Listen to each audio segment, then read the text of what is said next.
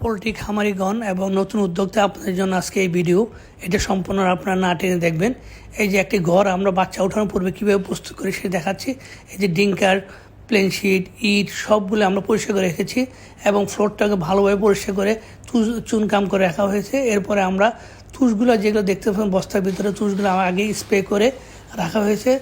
সাধারণত ডিসইনফেক্টেন্ট এবং cover service করে আগেই আমরা এগুলো পরিষ্কার করে রেখেছিলাম। আজকে এই বাচ্চা আসার ঠিক 2 দিন আগে আমরা এগুলা বুডার রেডি করব।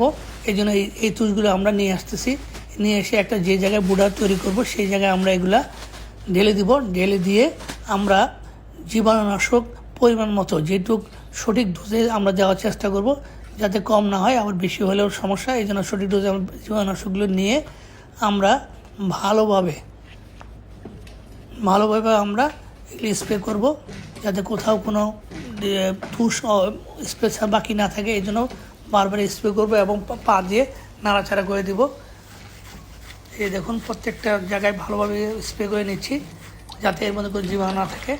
এরপর আমরা কপার সাবেন যেগুলো ভিজিয়ে রেখেছিলাম এগুলো ভালোভাবে গুলে নিয়ে এরপর আমরা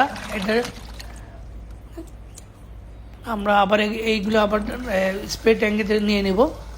নিয়ে আমরা এই কভার সালফেট দিয়ে আরেকবার দ্বিতীয়বার আমরা ভালোভাবে স্প্রে করে দেবো, যাতে কোনো ফাঙ্গাস না থাকে বা কোনো ব্যাকটেরিয়া তুষে না থাকে, যেটা মুরগিতে আসতে পারে। এই জন্য ভালোভাবে ডিসইনফেক্টেন্ট এবং কভার সালফেট ভালোভাবে স্প্রে করে দেবো। এরপর আমরা আমাদের পূর্বে যে চিকগার্ডগুলো আমরা ভালোভাবে ধুয়ে রেখেছিলাম সেগুলো থেকে একটা চিকগার্ড নেব। সাধারণত একটা চিকগার্ড 500 মুরগির জন্য আমরা রেডি করব। অনেকে 1000-এর জন্য করলে 2টা প্লেন শিট নিলেই হবে। তো আমরা একটা প্লেন শিট বা চিকগার্ড আমরা একটা দিয়েই দেখুন কি সুন্দর করে গোল করে আমরা একটা বুড়া তৈরি করব। অতি অল্প সহজে গোল হয়ে গেল এবং সুন্দর করে আমরা গোল করে নেব। গোল করে একটা 500 মুরগির জন্য আমরা একটা বুড়া তৈরি করব। গরমকালে একটু বড় আর শীতকালে একটু ছোট করতে হয়।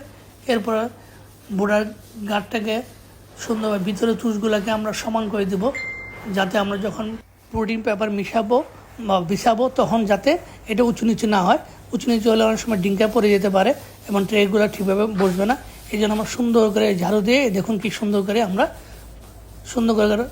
একবার সমান করে নিলাম, যাতে প্রোটিন পেপারগুলো